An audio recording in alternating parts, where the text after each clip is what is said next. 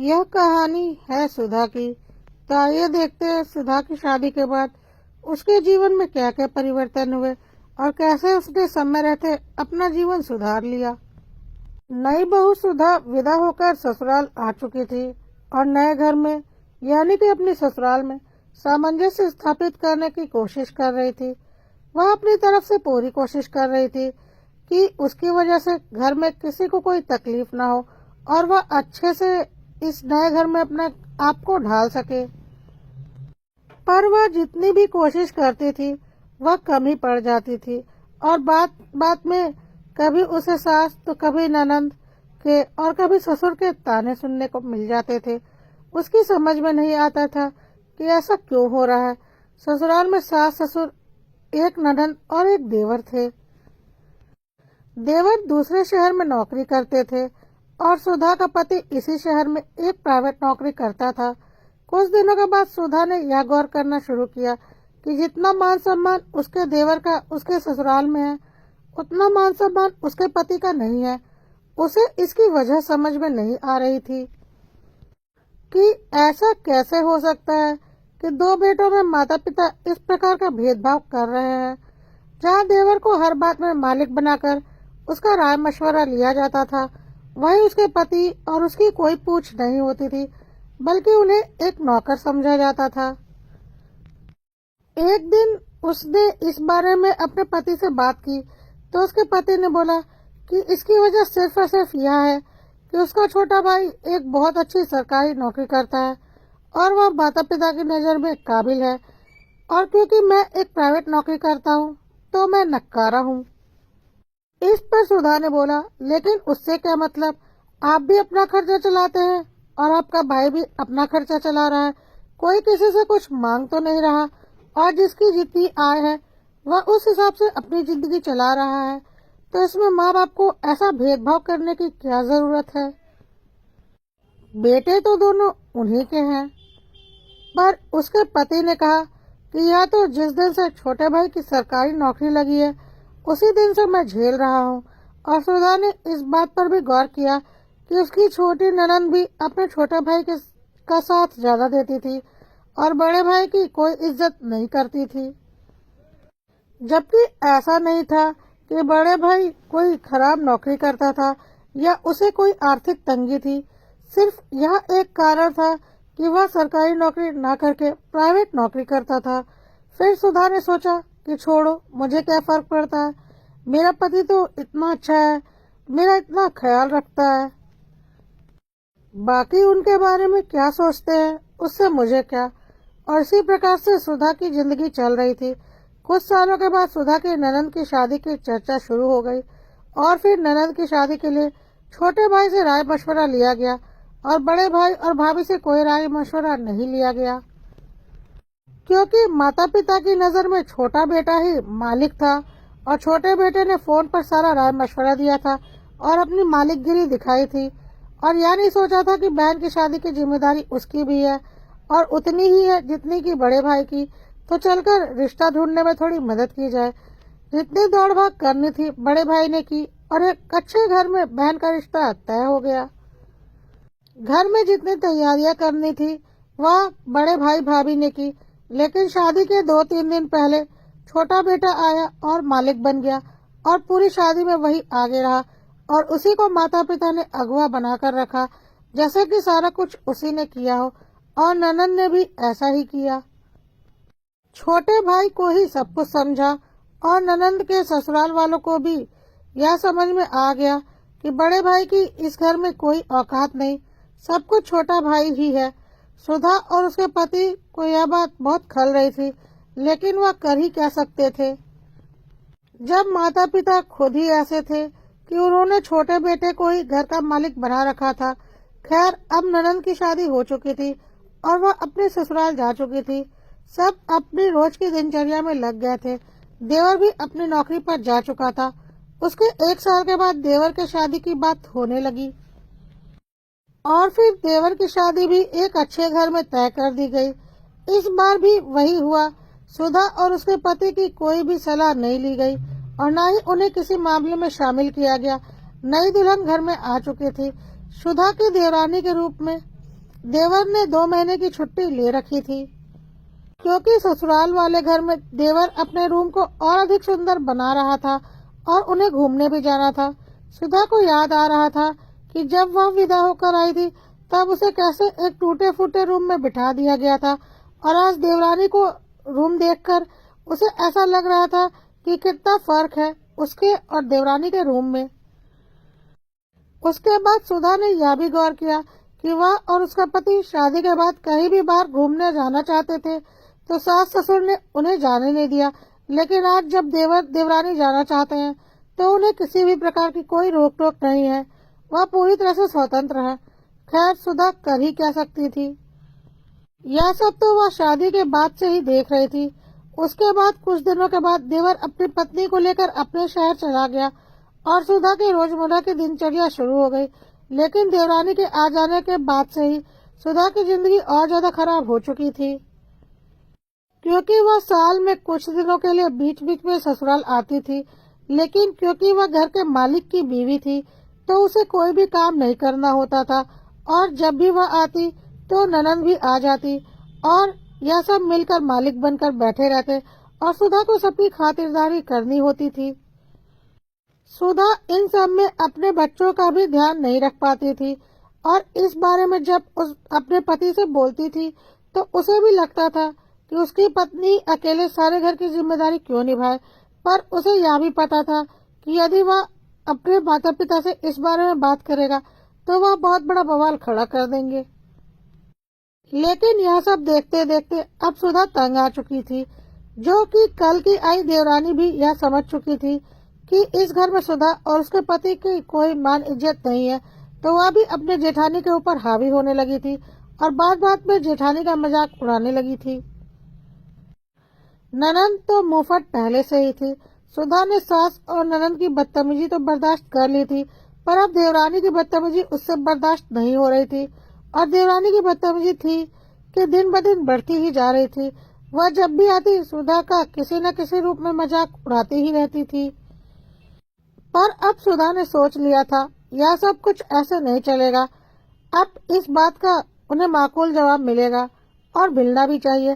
खैर, इस बार गर्मी की छुट्टियों में देवर देवरानी पूरे 1 महीने के लिए आए थे।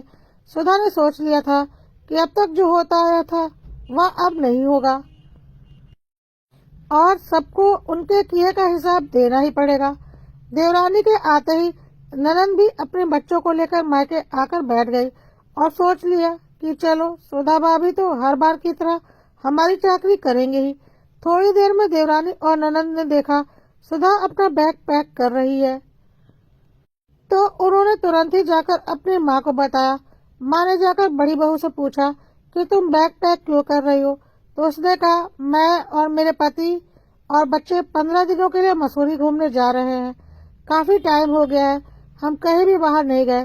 तब सास जोर जोर से चिल्लाने लगी, तुम्हारी हिम्मत कैसे हुई? तुम लोगों ने 15 दिन घूमने का प्लान बना लिया और हमें बताना तक जरूरी नहीं समझा। ऐसे कैसे चली जाओगी? घर की जिम्मेदारियां भी कुछ होती हैं। माँ की तेज आवाज सुनकर बड़ा बेटा भी दौड़कर आया और समझ गया कि बस अब कुछ नहीं हो सकता। माँ ने तो तांडव शुरू कर दिया है, अब तो भूल जाओ बाहर जाना। और उसने सुधा से बोला कि चलो रहने दो, हम फिर कभी जाएंगे। लेकिन सुधा ने सोच रखा था कि उसका पति तो सीधा साधा है, जिसका फायदा इतने दिनों से ससुराल वाले उठा रहे हैं, पर अब और नहीं उठाने देगी। और उसने सीधा सा जवाब दिया, बिल्कुल नहीं, क्यों रखूं मैं अपना सामान? मुझे तो घूमने जाना है मेरे बच्चों के साथ और मैं जाकर रहूंगी। क्या जब बेटी मायके आती है तब किसी से पूछ कर आती है? जब मन किया चली आती है। क्या जब इनकी छोटी बहू ससुराल आती है या कहीं घूमने जाती है तो क्या अपनी सास से पूछ कर जाती है? जब दिल करता है चली जाती है। क्या मैं इस घर की नौकर हूँ जो सबके लिए करती रहूं? क्या सबके हाथ पैर टूट गए हैं, खुद बनाकर खा नहीं सकते? और यदि मैं ही इस घर में सब करती हूँ तो फिर मुझे इस घर की मालकिन बना दिया जाए। क्या कभी किसी ने मुझे इस घर की मालकिन समझा है? नहीं, बल्कि हम दोनों को इस घर का नौकर समझा जाता है।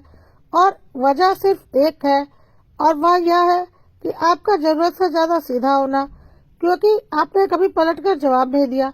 यह सुनकर सास ससुर और जोर जोर से चिल्लाने लगे। साथ में ननंद और देवर देवरानी के सुर भी बहुत तेज हो गए। उन्हें लगा कि बस पहली बार इन्होंने जबान खोला है, इसे यहीं पर रोक देना जरूरी है, नहीं तो इनकी हिम्मत बढ़ती जाएगी। लेकिन सुधा ने ठान लिया था कि आज तो इन लोगों को उनकी औकात दिखाकर रख दी है। तो जितनी जोर से सास ससुर ने चिल्लाया, उससे दुगनी तेज आवाज में सुधा ने जवाब दिया, क्यों नहीं जा सकते? क्या हम नौकर हैं? क्या घर की बड़ी बहू का सम्मान और बड़े बेटे का सम्मान कभी हमें मिला है? नहीं, बल्कि घर के मालिक हमेशा छोटे बेटे बहू को बनाया गया है। क्या हमने छोटे बेटे बहू का कर्जा खा रखा है? क्या मेरा पति कमाता नहीं है?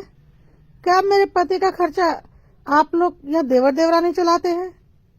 जी नहीं, मेरा पति अच्छा खासा कमाता है और अपने परिवार का खर्चा चलाता है, फिर भी आप लोगों की गुलामी करता है। क्यों? क्योंकि वह एक सीधा साधा आदमी है और कोई कलह नहीं करना चाहता। रही बात आपके छोटे बेटे की नौकरी की, तो हर कोई अपनी अपनी नौकरी करता है, कोई सरकारी कोई प्राइवेट। इसका यह मतलब तो नहीं कि वह ज्यादा काबिल है या जो भी है। क्या वह मेरा खर्चा चला रहा है या वह आपको कुछ दे रहा है? जो कुछ भी कमा रहा है वह अपने आप पर और अपने परिवार के ऊपर खर्च कर रहा है, न कि माता पिता, भाई बहन या बहनोई पर। तो किस बात का गुमान है आप लोगों को? क्या आप लोगों की सेवा आपका छोटा बेटा बहू करते हैं या आपकी बेटी दामाद करते हैं? जी नहीं, मैं ही करती हूँ। और यदि आप लोगों को ऐसा लगता है कि आपका घर है और हम इसमें रहते हैं, तो आपका बड़ा बेटा इतना काबिल तो है ही कि आराम से हम लोग अपना एक घर लेकर उसमें रह सकते हैं। आपको क्या लगता है, प्राइवेट नौकरी करने वाले कम वेतन पाते हैं या आपके छोटे बेटे से आपके बड़े बेटे की कमाई कम है? जी नहीं, यह आपके दिमाग का फितूर है और शायद आपको पता नहीं है कि आपके बड़े बेटे की सैलरी आपके छोटे बेटे की सैलरी से दुगनी है। लेकिन आपके दिमाग में जो सरकारी नौकरी का चश्मा लगा है ना, उसी वजह से आपको कभी बड़ा बेटा दिखाई नहीं दिया। और रही बात इस घर में रहने की, तो अब इस घर में तो मैं एक ही छत पर रहूंगी, किसी का भी रोब मेरे ऊपर नहीं चलेगा। बहुत सह लिया मैंने आप लोगों की बकवास को। अब यदि इस घर में मेरे साथ रहना है तो मेरे हिसाब से रहना पड़ेगा, नहीं तो आपको आपका घर मुबारक।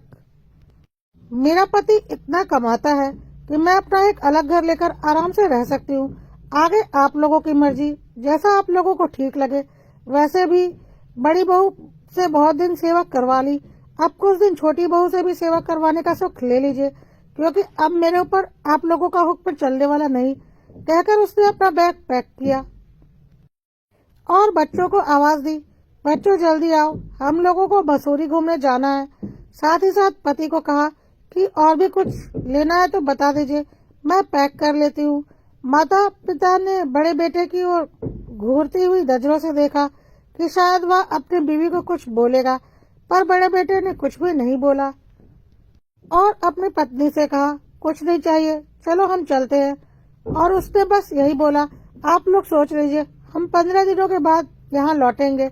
आप लोग सोचकर अपना जवाब दे दीजिएगा, क्योंकि अब आगे की जिंदगी तो वैसे ही चलेगी जैसे मेरी पत्नी चाहती है।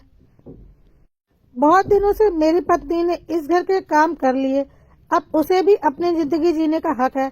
यदि आप लोग चाहते हैं कि हम साथ में रहें तो हमारे हिसाब से ही हम रहेंगे, यदि नहीं तो हम अपनी अलग व्यवस्था करने में सक्षम हैं। यह कहकर वह लोग घर से निकल गए और उसके देवर देवरानी, ननंद और सास ससुर उन्हें देखते रहे। अब उनकी समझ में आ चुका था कि अब यह खेल ज्यादा दिनों तक चलने वाला नहीं। अब उन्होंने अपने हक के लिए आवाज उठानी शुरू कर दी है। ननंद को भी समझ में आ गया था कि अब मायके में उसकी खातिरदारी करने के लिए उसकी भाभी मौजूद नहीं रहेगी, तो उसने भी जल्दी से अपना सामान पैक कर लिया और बोला, माँ मैं चलती हूँ, मेरी ननंद भी छुट्टियों में आने वाली है। यह सब देखकर सासू माँ का दिमाग घूम गया और उन्हें अपना सिंहासन डोलता हुआ नजर आया। उन्होंने छोटी बहू से बोला, बेटा जरा एक गिलास पानी देना, मुझे तो चक्कर आ रहे हैं, और जरा अदरक वाली चाय भी बना देना। छोटी बहू ने बोला, माँ जी क्या आपने मुझे नौकरानी समझ रखा है?